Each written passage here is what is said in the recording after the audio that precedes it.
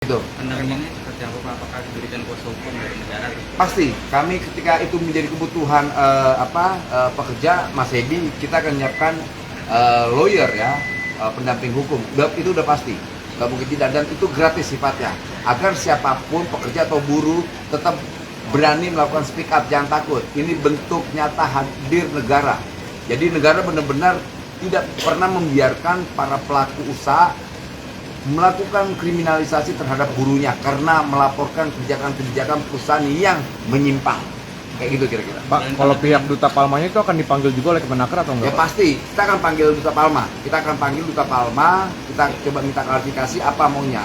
Karena ingat, Hebi juga punya hak hukum untuk melaporkan balik. Gitu. Jangan sampai nanti kayak Virtus. Tahu kan Virtus kan? Ngotot pas kita audit banyak kesalahannya. Gitu loh. Pak, tadi itu bilang haji itu nantinya akan jadi catatan dari Kemenaker. Ya itu kan salah satu poin. Nanti kan ini ada di sini Mbak Ruli. Ini nanti juga akan menjadi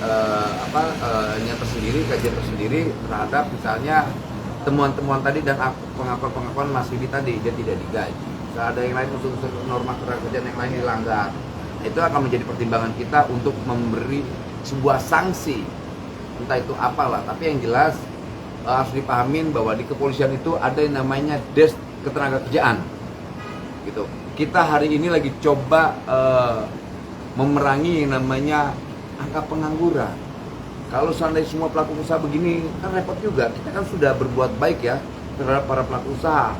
Misalnya mereka dipalak-palak preman, dipalak-palak pejabat, ya kita turun tangan. Kita laporkan aparat penegak hukum kepolisian.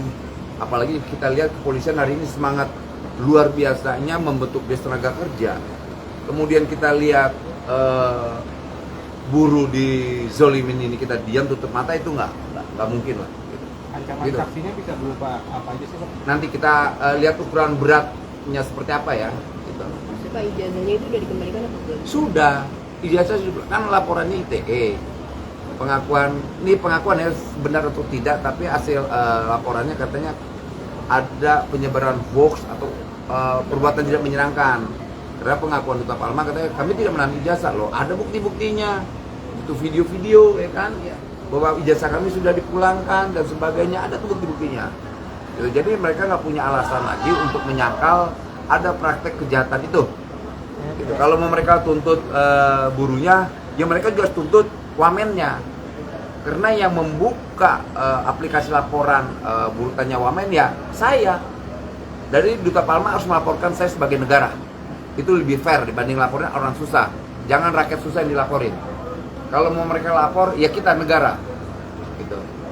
Tapi kan tadi Pak sempat disebutkan pencemaran nama baik Pak. Tapi emang si Hebi ini menyebarkan ke publik nggak sih Pak kalau misalkan dia ditahan ijazahnya? Ini yang menyebarkan itu Wakil Menteri Tenaga Kerja. Gitu. Yang menyebarkan ya. Yang membuat konten juga adalah tim IT-nya Wamen Tenaga Kerja. Jadi kalau mau dilaporkan saya dong dilaporin. Jangan rakyat yang susah. Jangan karena dia punya relasi kekuasaan lantas semena-mena dengan orang kecil.